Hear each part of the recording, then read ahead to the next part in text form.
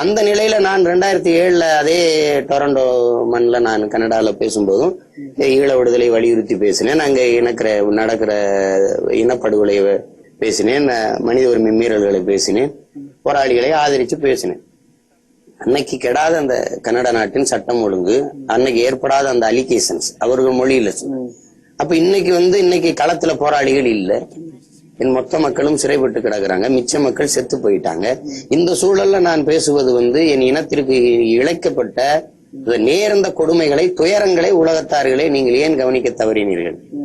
இப்போது நீங்கள் ஏன் மனசாட்சியை மூடி மறைத்து விட்டு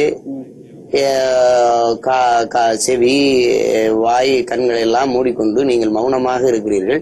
உலகத்தில் ஒரு அவமானத்தின் இழிவான சாட்சியாக என் இனம் சிறைப்பட்டு கிடக்கிறதே ஈழத்துல. வாழ்ந்த மண்ணிலேயே வதை முகாம்களுக்குள் நாங்க சிக்கி கிடக்கிறோமே, இதை ஏன் நீங்க கருணை கொண்டு எங்களை பார்க்க வரல அப்படின்னு உலக நாடுகளுக்கு அதை நாம சொல்றதுக்கு போகும்போது அந்த உரிமை குரலை, அந்த உண்மையை உணர்த்துகிற அந்த குரலை ஏன் உலகம் எனக்கு பேசக்கூடாது அப்படின்னு தடுக்குதுனால, அங்க சோர்ந்து இருக்கிற என் மக்களை நான் எழுப்புவேன், அப்போ உலக மனசாட்சி நான் உழுக்குவேன் அப்படிங்கிற ஒரு இதுலதான் என்னை அந்த மண்ணில் நின்று பேச அனுமதிக்கலைங்கிறது வெறும் கனடா அரசு மட்டும் இது செஞ்சதுங்கிறதுல எனக்கு நம்பிக்கை இல்லை. இலங்கை அரசினுடைய அழுத்தம், அதன் ஊடாக இந்திய பேரரசினுடைய அழுத்தம் இல்லாத கனடா அரசு இந்த முடிவை எடுக்காது.